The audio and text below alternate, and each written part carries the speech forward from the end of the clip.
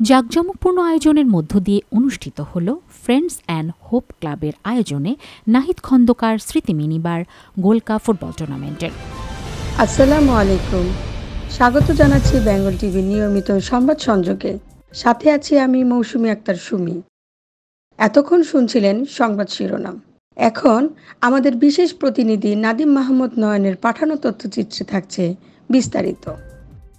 ২৬ ফেব্রুয়ারি বুধবার অনুষ্ঠিত হল ফ্রেন্ডস অ্যান্ড হোপ ক্লাবের আয়োজনে নাহিদ খন্দকার স্মৃতি মিনিবার গোল্ড কাপ ফুটবল টুর্নামেন্টের সিজন 1-এর এই খেলাকে কেন্দ্র করে তালুককান্দি শুককুইরা বাজার মাঠে সমাগম ঘটে হাজার হাজার ফুটবল প্রেমী দর্শকের এবং এই ফাইনাল ম্যাচের মাঠকেও সাজানো হয় চোখ ধাঁধানো নানান ব্যানার ও ফেস্টুনের মাধ্যমে।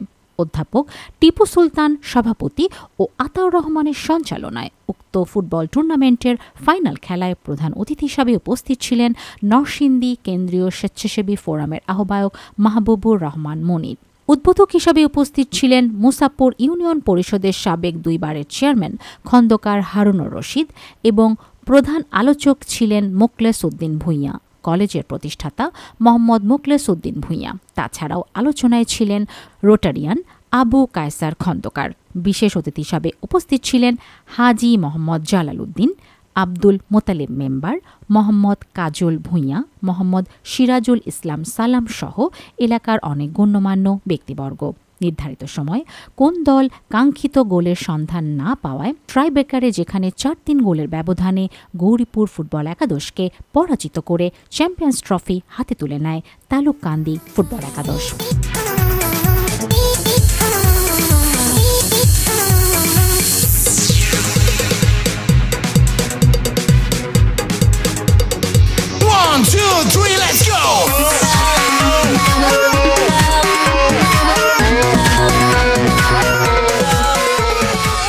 এতক্ষণ আমাদের সাথে থাকার জন্য আপনাদের ধন্যবাদ।